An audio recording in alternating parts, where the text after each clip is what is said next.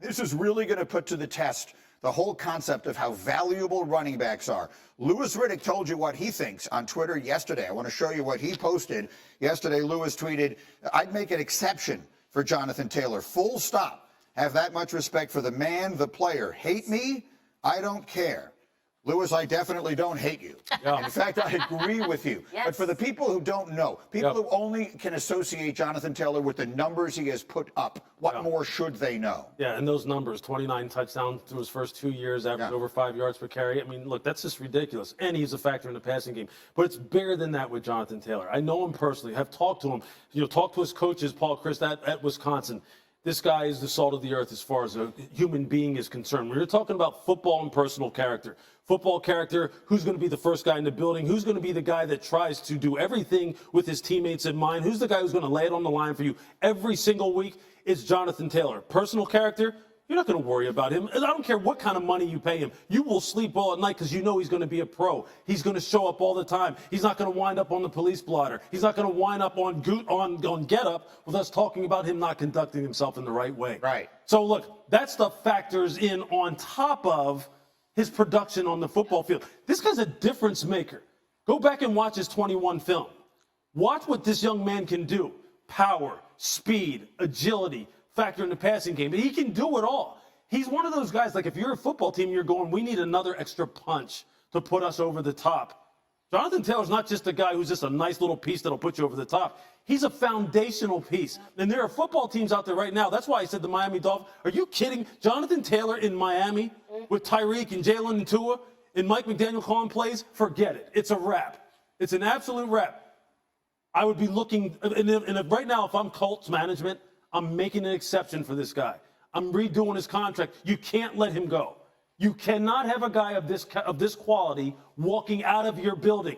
You're making your organization worse if you let this young man walk out the door. And starting a rookie quarterback as well. And you're sending the message to the rest of the people in the room who all know the things that you know. But I think that's water under the bridge. They've clearly made up their minds. They're not giving him what he wants, so someone else is going to have to. And so, Sal, that brings us to who the someone else might be. Louis brought up Miami. Yesterday, you brought up Buffalo. I will quote Sal Palantonio yesterday. Buffalo gets Jonathan Taylor. They're going to the Super Bowl.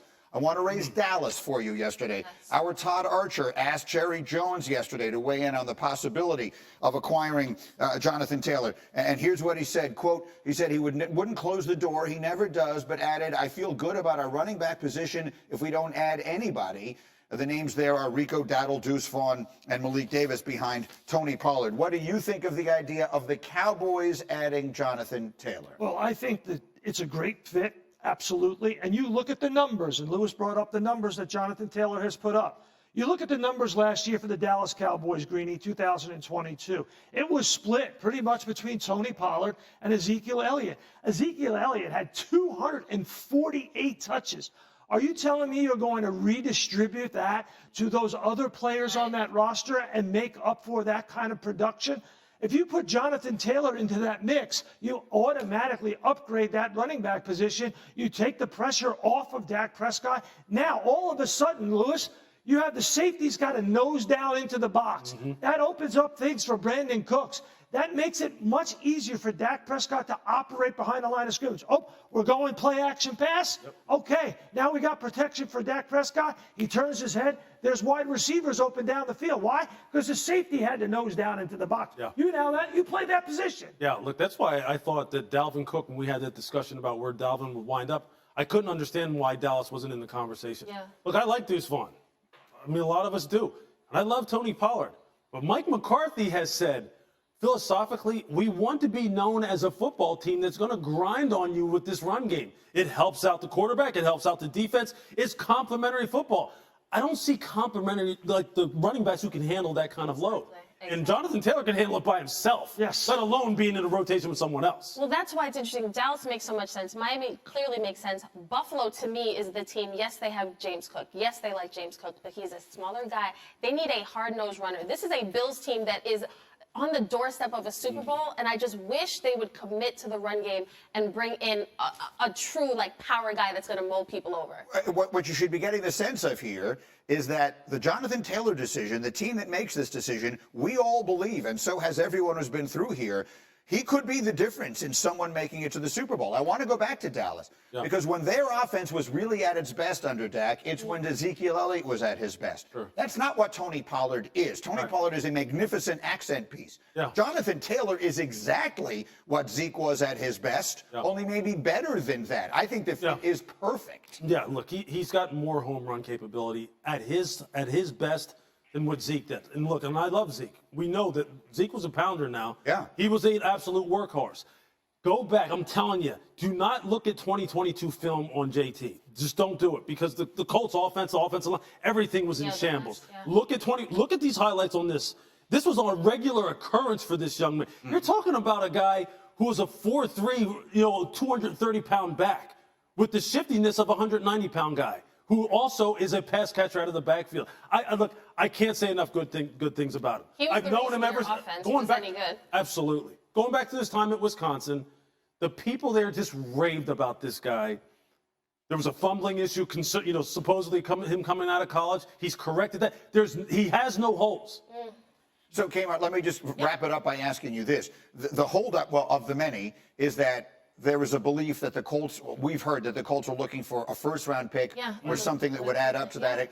Should there be an expectation that then this will last a while? The season starts 2 weeks from tomorrow. Well, that's the thing, because he's on PUP. Next Tuesday, we have roster cuts. He's got to be activated, or if he's not activated, then he's going to miss several weeks of the season. So there's a lot of deadlines here. And he's doing the same things in the NFL right now. And he's got a great locker room with which to work and a great defensive line room with which to work. Think about who he has mentoring him. It's not just about him and Jordan Davis and Nolan Smith. It's about Fletcher Cox. It's about Brandon Graham. These guys are pros. These guys are going to be in the Eagles Ring of Fame, like here very quickly as soon as they're done. And then on top of it, he's got some of his guys around him, so he's got the comfort factor. They've got a standard of expectations there. Sean Desai, their new defensive coordinator, is a guy who I know you know him, Sal. Sean Desai is going to be a superstar. This is the best group of people he's ever had to work with. There's a lot of things adding up to a guy like Jordan Davis and these Philadelphia Eagles absolutely being better this year than last year. So, I mean, better. Look, this is a team that from the moment the season started was the best team in the NFC, and they wound up in the Super Bowl, and they were one penalty away maybe from winning the championship last year. Are the Eagles even better than they were a year ago? I mean, don't let the dress fool you. Honestly. It's Jets green. I don't care what anybody says. Sorry. No, the defense is honestly the one thing that prevents me from saying this team is a lock to make the Super Bowl, because the offense isn't the concern for me. You love Jalen Carter. Here's the thing. The Eagles on defense, they got to stop the run. These young players can't play like kids, and the rookies can't play like rookies. Like, we just haven't seen it yet. You have to be high on the Eagles. But again, it's really the statistical probability of, like, what are the odds that this team is going to get back to the Super Bowl? Not great. But if there's any team, if there's any quarterback, any collection of talent where you think they might be able to do it. I mean, he was laying a lot of this at the lap, if you will, of the quarterback, and that it is on him to pick this thing up and take it to the final step. Is that fair? Sure, it's fair. Look, I think it comes with the territory. It comes with the salary that you're making. It comes with the kind of example that other quarterbacks who are top tier in the NFL have set already, like namely that guy down in Kansas City, who when it comes to those high leverage moments, and maybe Andy Reid hasn't made the perfect call, Patrick makes it perfect. He makes it right. When he loses his number one wide receiver and everyone says that Kansas City is going to inevitably take a step back, he has his best season of his career from an efficiency standpoint. Dak has to show those kind of things, those kind of characteristics in those most important moments. And namely, what it's going to come down to, look, if you look at Dak's stats, they're pretty damn good, okay? Yeah. Look, this is a pretty good quarterback now, and he's a pretty good quarterback in the playoffs as well. If you look at completion percentage, yards per attempt, the way in which he has generally protected the football, but it's in those moments when he hasn't. It's usually been in a moment that just flips the game, just like that. Like it happened in San Francisco just this past year. I think he has the DNA to do it. I think he will do it. This is the one thing I'm concerned about, and I don't want to go on too long about this, but I don't want him to start playing so cautious because he hears so much talk about the fact that he needs to protect the football that he becomes a shell of himself. Mm-hmm. He can't do that, and that's a fine line to walk. I'm just hoping he's able to navigate. Orlovsky said said exactly that on multiple occasions. I mean, a lot comes with being the quarterback of the Cowboys. There's just pressure involved just in that. And now he's playing in a league with Patrick Mahomes and Joe Burrow and Josh Allen and all these guys. Lewis brings up Patrick Mahomes. You don't even have to go and look at the best quarterback we have right now. Look in your own division. Right. The fact that Jalen Hurts has come into this division and he's a better quarterback than you at this moment, and we're talking about the Eagles as a team that can repeat and make this Super Bowl, like that is why people criticize Dak. And again, Lewis, like you said, it's not that Dak is incapable, but my fear is this is a pivotal season because what if he does not deliver on the moments that Marcus is talking about? My big concern with the Cowboys is that either Dak Prescott or Mike McCarthy is not the long-term answer. And that's why this is the window for the Cowboys right now. Wow. And beyond this season, I'm curious what changes we might see. What do you think of that? Wow, that's a wow. I like it. Kimberly, I mean, Marcus, I think, is right. The clock starts in the first playoff game. They may get in the playoffs. Yeah. They may win the division. I don't know. No one can, yeah, at that point, yeah. But then the clock starts when the moments start. And the moments don't start until it says postseason and playoffs for Dak Prescott. That's the bottom line. And the difference, Kimberly, between Jalen Hurts and Dak Prescott is turnovers in the postseason. Your quarterback cannot put your team in harm's way.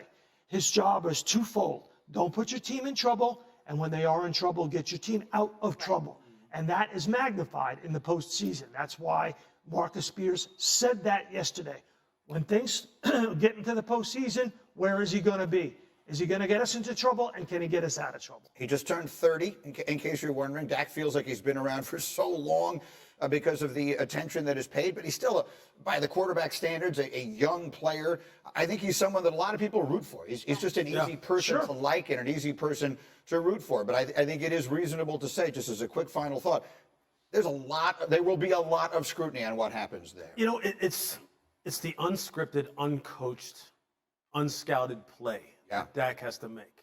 The one where the play call goes in, they come up to the line of scrimmage, the coordinator, head coach, whoever's calling the plays is sitting there going, oh, this is not it, and he makes it right. Yeah. He fixes it. The protection isn't right. The route isn't right. He makes a call that totally goes against what the head coach says in those critical moments, because all of these guys have done it that we're talking about. Jalen Hurts has done it. You know Patrick Mahomes has done it. You know Joe Burrow is doing it. Josh Allen. He has to do, and he has to have one of those signature moments, and that'll quiet down all of this. Thank you for watching ESPN on YouTube. For live streaming sports and premium content, subscribe to ESPN+.